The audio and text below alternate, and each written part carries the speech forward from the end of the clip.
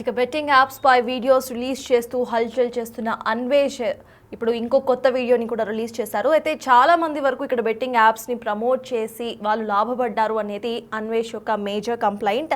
సోనూ సూద్ గురించి ఈసారి వీడియోలో మెన్షన్ చేశారు. ఆయన సోనూ సూద్ కూడా అనేక బెట్టింగ్ యాప్స్ను ప్రమోట్ చేసి కోట్ల రూపాయలు ఆయన దండుకున్నాడు అనేది అన్వేష్ చేస్తున్న ఆరోపణ. అయితే రీసెంట్ అన్వేష్ వీడియోస్ అన్నీ చూసినా కూడా ప్రతి వీడియోలో ఎవరో ఒక ఇన్ఫ్లుయెన్సర్ గురించి మాట్లాడుతూ వాళ్ళు చేసిన బెట్టింగ్ యాప్ ప్రమోషన్స్ గురించి మాట్లాడుతూ కూడా ఆయన మీడియాకి ఎక్కారు. అట్ ద సేమ్ టైం సజ్జనార్తో కూడా ఆయన ఒక కాన్వర్జేషన్ అందరం కూడా విన్నాం. అయితే ప్రెజెంట్ సోనూ సూద్ గురించి మరో సంచలన వీడియోని రిలీజ్ చేశారు. సోనూ సూద్ కూడా బెట్టింగ్ యాప్స్ను అనేక సార్లు ప్రమోట్ చేసి ఆయన కోట్ల రూపాయలు సంపాదించుకున్నాడు అంటూ కూడా అన్వేష్ చెప్తున్నాడు. కలియుగ కర్ణుడు కాస్త రాక్షసుడిగా మారాడు అంటూ కూడా ఆయన మాట్లాడుతూ కోట్ చేసిన పరిస్థితి మనం చూస్తున్నాము. కోవిడ్ టైంలో సోనూ సూద్ ఏ విధంగా అందరికీ సహాయపడ్డారో, అసలు ఏ విధంగా చాలా మందికి ఆయన హెల్ప్ చేశారు, కలియుగ కర్ణుడు అంటూ కూడా ఆయనని అందరూ పిలుచుకున్నారు. అయితే కలియుగ కర్ణుడు కాస్త రాక్షసుడిగా మారాడు అంటూ కూడా అన్వేష్ కోట్ చేయడం ఇప్పుడు మనం చూస్తున్నాము.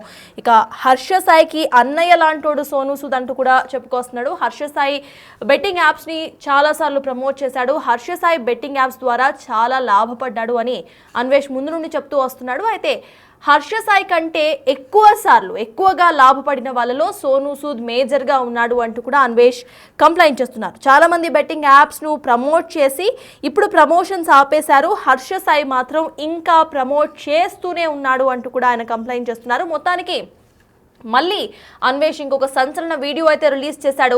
ఈసారి సోనూ సూద్ గురించి ఆయన కమెంట్ చేస్తున్నాడు. సోనూ సూద్ బెట్టింగ్ యాప్స్ను ప్రమోట్ చేసి అనేక బెట్టింగ్ యాప్స్ను ప్రమోట్ చేసి కోట్ల రూపాయలు దండుకున్నాడు, కోట్ల రూపాయలు లాభపడ్డాడు, కలియుగ కర్ణుడు కాస్త రాక్షసుడిగా మారాడు అంటూ కూడా సోనూ సూద్ గురించి కమెంట్ చేస్తున్నారు. దీంతో పాటే హర్ష సాయి గురించి కూడా మాట్లాడుతూ హర్ష సాయి ఇంకా బెట్టింగ్ యాప్స్ను ప్రమోట్ చేయడం మానలేదు, హర్ష సాయికి అన్నయ్య లాంటి వాడు సోనూ సూద్ అంటూ కూడా ఆయన కమెంట్ చేస్తున్నాడు. అయితే అసలు అన్వేష్ ఏం మాట్లాడాడు ఇప్పుడు చూద్దాం.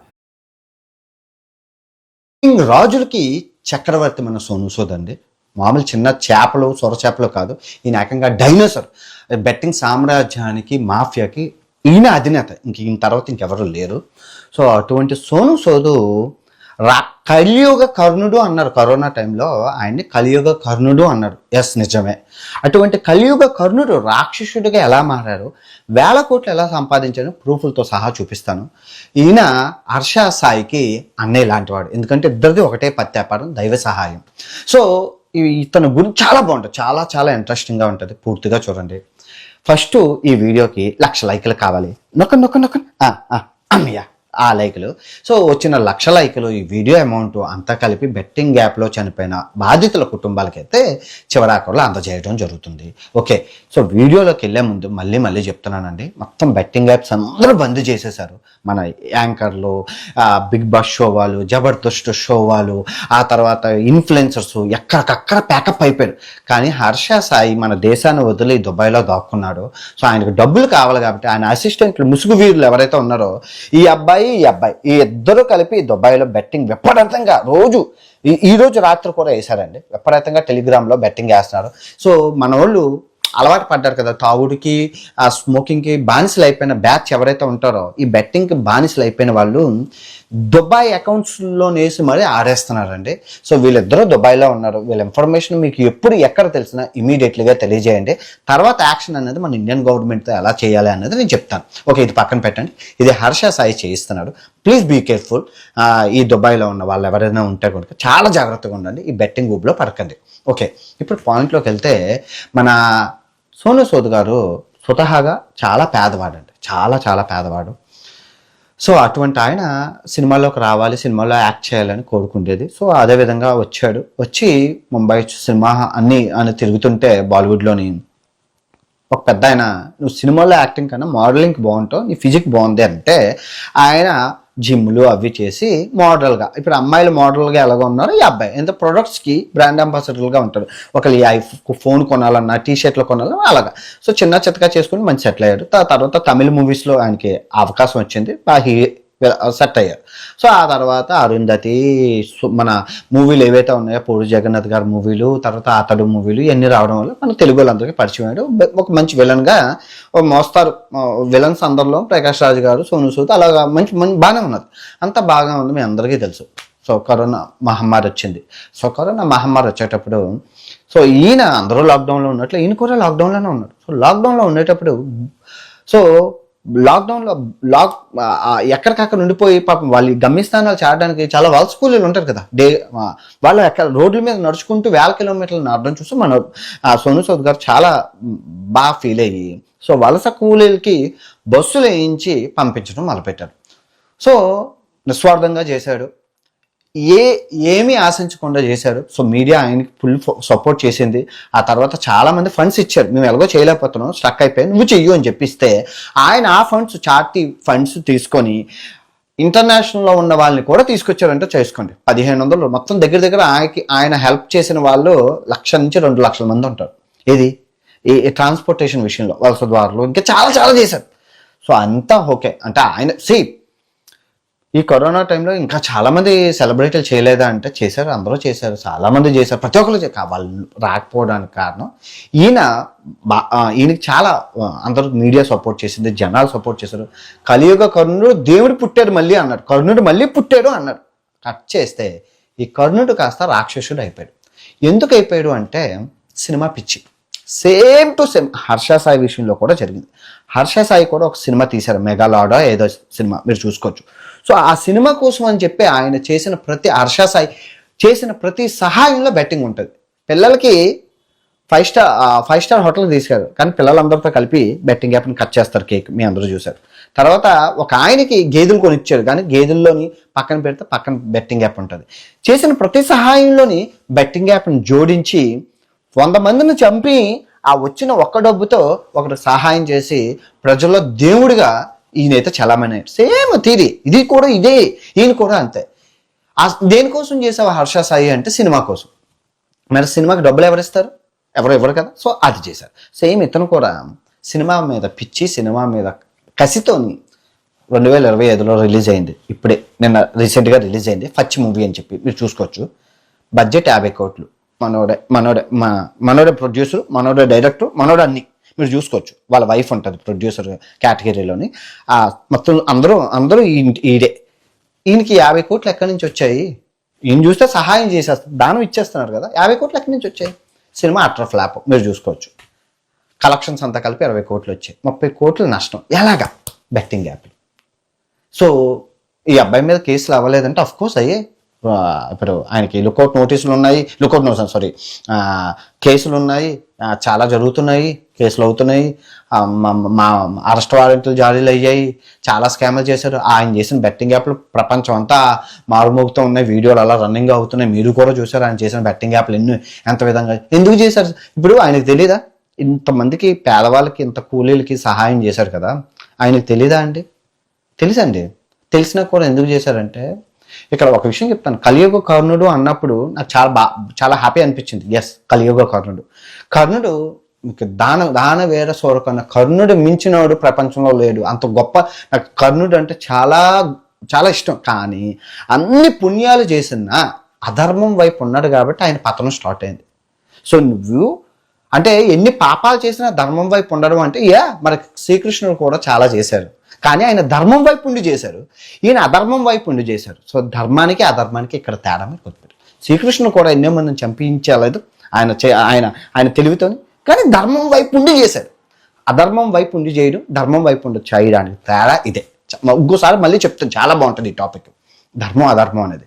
సో అటువంటి కర్ణుడు కూడా ఎన్నో దానాలు చేశారు, కానీ ఎన్నో ఆఖరికి శక్తివంతమైన కవచకుండలాలు ఇచ్చేటప్పుడు కూడా ఇంద్రుడు నీకేం కావాలి అంటే, ఇప్పుడు నేను ఇచ్చిన దానం నా చెయ్యి పైన ఉంది, నీ చెయ్యి కిందనుంది. ఇప్పుడు నువ్వు నాకు ఇస్తే నా చెయ్యి కిందన ఉంటుంది, నీ చెయ్యి పైన ఉంటుంది. ఇప్పుడు నేను ఇచ్చిన దానం నువ్వు మళ్ళీ నాకు తిరిగి ఏవైనా ఇస్తే అదే వ్యాపారం అవుతుంది. ఆ వ్యాపారం నేను చేయదలుచుకోలేదు, చచ్చిపోయినంత వరకు నేను ఇలా దాన వేర సోర కర్ణుల్లాగే ఉంటానని చెప్పి చివరికి ఈయన చేసిన దానాలన్నీ లాస్ట్ అర్జున్ దేశ బాణం తగలపోతే దానికి కారణం ధర్మదేవత చుట్టూ ఉంటుంది. ఇన్ని దానాలు చేసినోని నేను చంపనివ్వనన్న ధర్మదేవత చుట్టూ ఉంటే శ్రీకృష్ణుడు పోయి ఆ ధర్మాన్ని నాకు ఇచ్చేసా అంటాడు. తప్పే కదా. అయినా కూడా ధర్మాన్ని కూడా ఇచ్చేస్తారు. చిచ్చే ఆయన చావుని ఆయన నెత్తి మీద తెచ్చుకుంటాడు, కాకపోతే అధర్మం వైపు. సో అటువంటి కర్ణుడు మన దేశంలోనే పుట్టాడు.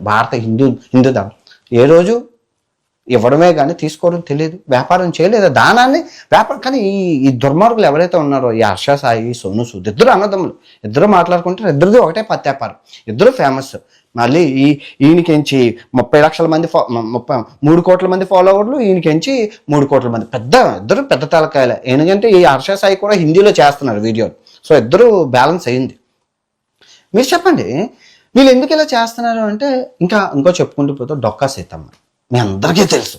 నిజంగా చేతికి వెన్నుముక లేకుండా సహాయం ఇక్కడ నేను చేశాను సహాయం, మీరు చేశారు, ప్రతి ఒక్కరు సహాయం చేస్తారండి. కొందరు షో ఆఫ్ కోసం కెమెరా ఓపెన్ చేసి వీడియోలు తీసి పెడతారు, కొందరు తెలుసుకోరు. ఈ చేతితో చేసిన దానం ఈ చేతితో తెలియకూడదు అంటారు. నేను కూడా మీరు నమ్ముతారు, నాకు ఎంత చేతనైతే, నా దగ్గర ఎంత ఉంటే అంత నేను దానం చేశాను. కొన్ని బయటకు వస్తాయి, కొన్ని బయటకు రావు, కొన్ని సందర్భానుసారం చెప్పాల్సి వస్తుంది, చెప్పుకొని పోతాయి. కానీ ఏ రోజు దాని వ్యాపారం చేయలేదు. కానీ వీళ్ళు చేసిన ప్రతిదీ వ్యాపారం రూపంలోనే ఉంటుంది. ఎవరు సహాయం చేయమంటున్నారు, ఎవరు బెట్టింగ్ యాప్. నువ్వు బెట్టింగ్ యాప్లు చేయకుండా ఇంకా చాలా ప్రొడక్ట్స్ లేవు. టీషర్ట్లు అమ్ముకోవచ్చు, కప్పులు అమ్ముకోవచ్చు, ఇదైతే పత్తి గింజలు అమ్ముకోవచ్చు, ఎన్నైనా అమ్ముకోవచ్చు, ఏదైనా చేసి చేయొచ్చు. ఇప్పుడు ఈ హర్ష సాయి అనే అబ్బాయి విశాఖపట్నంలోని ఎన్ని షాపింగ్ మాల్లు లేవు, అన్ని షాపింగ్ మాల్లు చేసుకుని వచ్చే డబ్బు కన్నా ఒక్క బెట్టింగ్ యాప్ 20 సెకండ్లో 10 కోట్లు వస్తుందని అబ్బాయే చెప్పాడు కదా. 20 సెకండ్లో 10 కోట్లు, 20 సెకండ్లో 10 కోట్లు ఎందుకు ఇస్తున్నారని మీరు ఎప్పుడైనా ఆలోచించారా? ఏంటి అంత గొప్ప 20 సెకండ్లో 10 కోట్లు వచ్చే వ్యాపారం ఏంటి? ఇప్పుడు ఈ ఈడీ ఇదటి ఎండోర్స్మెంట్ డిపార్ట్మెంట్ ఎందుకు దిగింది రంగంలోకి? ఇంత హవాల చేప కింద నీరులాగా ఇంత జరుగుతుందని. ఇప్పుడు సోను సూద్ మీద కేసులు లేవంటే చాలా ఉన్నాయి, రన్నింగ్లో ఉన్నాయి. ఆయన కూడా అటెండ్ అవుతున్నారు, ఆయన కూడా ఎక్స్ప్లెనేషన్ ఇచ్చుకుంటున్నారు. ఆయన కూడా తప్పే అండి, కర్మ ఎవరిని వదలదు. నిన్న మొన్న వాళ్ళ ఆవిడకి యాక్సిడెంట్ కూడా అయింది, సోను సూద్ గారు ఆవిడకి. నేనేం చెప్తానంటే, నువ్వు సహాయం చెయ్యకపోవు, ఎవరేమన్నా భగవంతుడు కూడా అన్నాడు, నువ్వు సహాయం చేయకపోయినా పర్వాలేదు కానీ హాని చేయకు.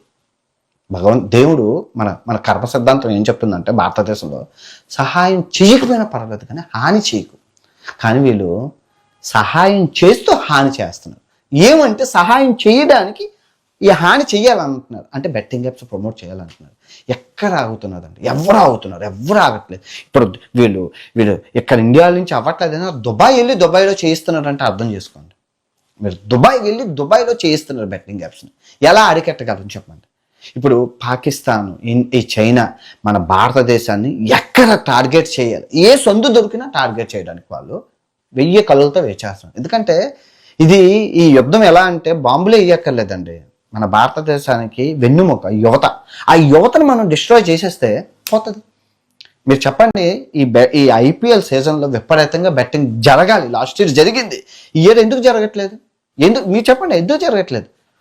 ఇంటికో పువ్వు ఈశ్వరుడికో దండ అన్నట్లు ఎంతో మంది ఎన్ని వీడియోలు పోలీసుల రంగంలోకి, సీఎంల రంగంలోకి దిగడం బట్టే నియంత్రించగలిసాం. అది అవేర్నెస్లో భాగంగా నేను కూడా ఎన్ని దెబ్బలు తిన్నా, ఎన్ని మంది తిట్టినా ఐ డోంట్ కేర్. అది పక్కన ఈ చెవితో విని ఈ చెవితో వదిలేయడం తప్ప నా గురి బెట్టింగ్ యాప్ల మీద అవగాహన ఇవ్వడం. అది ప్రజల్లోకి వెళ్ళాలి. వెళ్ళినంత వరకు వాళ్ళు ఇంకా దానికి ఒక పర్ఫెక్ట్ సొల్యూషన్ వస్తుంది. ఇంతవరకు వచ్చింది. ఇంకా మెట్రో మీద అందరూ బెట్టింగ్ యాప్లు ఉన్నాయి అన్నారు. వెళ్ళి చూడండి మెట్రో బెట్టింగ్ యాప్, ఆ MD కూడా జైల్లోకి వెళ్ళిపోయారు. అయిపోయిందిగా, కేల్కతం దుకాణం బంద్. ఇంకా ఐ విష్ మీరు నాకు సపోర్ట్ చేస్తారని కోరుకుంటున్నాను. మళ్ళీ చెప్తున్నాను, దీన్ని పూర్తిగా నాశనం చేసి యువతని సన్మార్గంలో నడిపించాల్సిన బాధ్యత మన అందరిది. ఓకే, ఈ వీడియో ఎంతతో సమాప్తం. తిరిగి మరో పెద్ద, ఇంకా ఈ సోను సూద్ కన్నా ఇంకా పెద్ద పత్తి గింజ రాబోతున్నాడు.